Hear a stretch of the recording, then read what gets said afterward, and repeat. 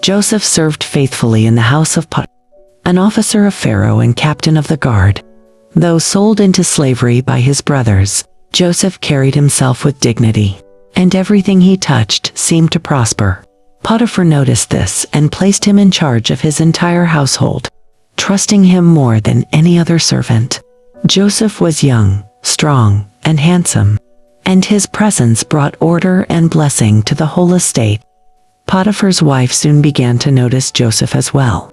Over time she watched him working in the house and admired his appearance.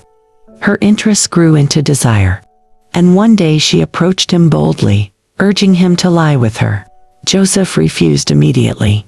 He reminded her that Potiphar had trusted him with everything and that he could not betray that trust or sin against God. Potiphar's wife did not accept his refusal.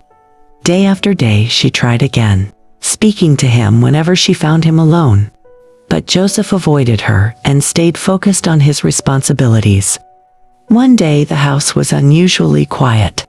None of the other servants were inside, and Joseph came in to carry out his work. Potiphar's wife seized this moment. She grabbed his cloak and demanded again that he lie with her.